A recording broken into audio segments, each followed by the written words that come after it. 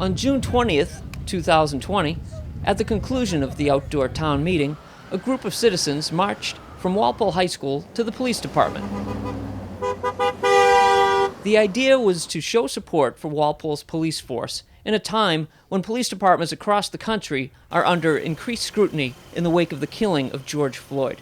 You know, we can't ignore the fact that those types of things are happening out there in the world right now. And this is when communities come together, right? They see a problem and we have to work together in order to fix what's going on. And I'm certainly, as a police chief, I was the Minneapolis incident. I was quick to denounce that and quickly look at our own policies and procedures, because those are what guide our officers. Training guides them, and it's just making sure that we're doing all the right things, but that we have input from the community when we're doing it. Chief Carmichael has worked in recent years to make the department an example of 21st century policing. The citizens of Walpole were very clear on what they wanted from their police department, and so we took that to heart, and it's what we practice every day. We, engaging our community, engaging the kids, collaborating with the community. It's all part of the plan. It's part of what we're trying to do. The changes that have been happening in Walpole seem to be a good example for other departments. Some big changes have been outlined in legislation recently put forth by the Baker administration. Now, today we're here to announce the filing of a bill to improve public safety and increase transparency and accountability in law enforcement, largely because Massachusetts is one of only a very few states that does not have a statewide certification program for law enforcement. Chief Carmichael agrees. Post-certification, all that type of thing, those are things that officers and police departments have been asking for years to do here in Massachusetts. Like, we want the training, we need the training, we need policy guidance. Again, it's allowing the community to help set what your agenda is going to be. And so those are all very, very important things. Standardization and standards in policing is very important. Because obviously police officers have to be held to a higher standard in order to make sure that they're doing the right things out there. Chief Carmichael has also taken the time to hear from people involved with the Black Lives Matter movement. There's legitimacy in what they're saying, and we've seen that. It's evident on what's been happening in policing across the country. So we're not afraid of it. We're not afraid to deal with the issues, and we'll deal with them. We'll adapt to what's going on. Many days I've walked right down to the center of town. I've engaged the protesters. I've talked with them. I want to have dialogue with them as a police chief. I want them to tell me what they think that we can do to fix things and make things better in policing.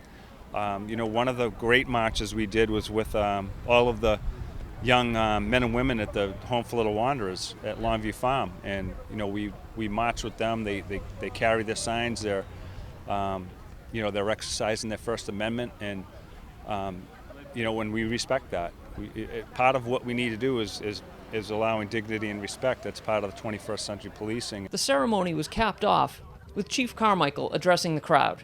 I'm usually got plenty to say, but I'm actually speechless right now. So I just want to say thank you so much for supporting your department and the fine men and women of the Walpole Police Department. It's really great to see.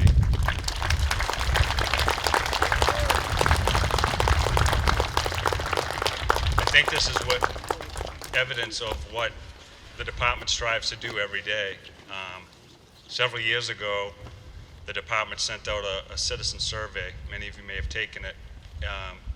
We were hoping to get back a few hundred responses, but we ended up getting over 3,000 responses back. One of the main tenets of community policing is allowing the citizens in the community to set the police agenda.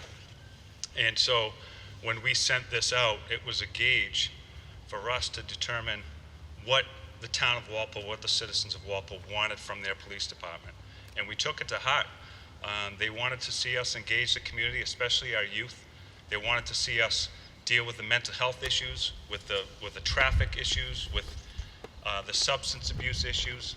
And we've done all that. We don't talk about it. We live it every single day. And our officers have done an amazing job with their buy-in and making sure that they accomplish the mission. I think it's important for me right now to mention that, building trust and support in a community is not easy for the police to do.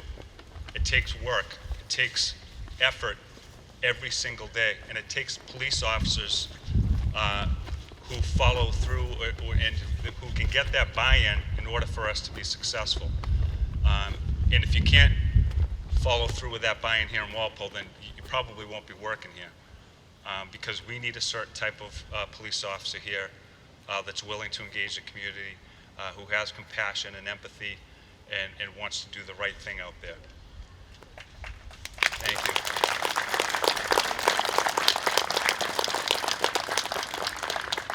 So I would be remiss if I didn't mention the issues that are surrounding policing right now, right, across the country. Police brutality.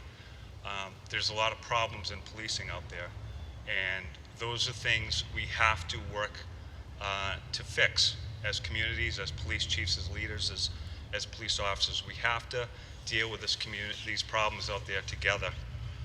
The Walpole Police Department embraces 21st century policing. Back in 2014, they passed, to establish 21st century policing, and we've done that. It's all about building trust and police legitimacy in the community, and there's ways to do that, and the Walpole Police Department has followed through that many times. It's practicing fair and impartial policing. It's building trust and legitimacy in your community. It's training our officers to deal with the issues that we're dealing with out there. It's making sure that you have policies and use of force that guide us in how we're supposed to be doing this job, how to de-escalate mental health issues and that sort of thing. So we've been doing that. We're doing it every single day. And the other important thing is procedural justice. We make sure that our officers are treating everybody with dignity and respect. We always tell them, you treat that person that you're dealing with in the street like you would treat your own mom and dad, right? It's all about dignity and respect, and allowing people to have a voice during encounters when you're dealing with situations, being neutral and being transparent when you're dealing with situations and people in the street, and having trustworthy motives. Obviously, that's what we're talking about: trust and legitimacy, police legitimacy in the community, and making sure that we demonstrate that. So I can't even tell you how appreciative I am that our community came out like this. I guess, this is, thank you.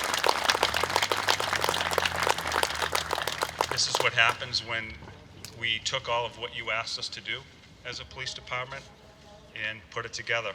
Some of our very important programs, our positive tickets program, catching kids doing right in the community, that gives us the opportunity to engage that young boy or girl and let them understand who we are, and we understand who they are, and we can build on that relationship over years. When you see our positive ticket slips come in from the officers on the street, we have them because they're duplicate form. Every time I look at that, I think to myself that every one of those yellow tickets represents a police officer engaging somebody in our community.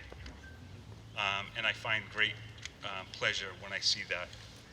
So, one of the things when we do recruitment and police officers come in, you think, why do you want to be a police officer in the first place? You think people are going to say to catch bank robbers, catch bad guys, get car chases, do all that, all that stuff you see on TV, which is, that's all fun and good, but that's not why they want to be police officers. They have a aspiration to help people. That's what we always get back. They want to help people, and they have a very strong desire and a willingness to serve their community. And they want to do that with compassion and empathy and all the things that I think we need. So thank you so much. This really means a lot to us. And it's an honor really to be your police chief. Thank you very much. Reporting for Walpole Media, Thank you, Chief. I'm Pete O'Farrell.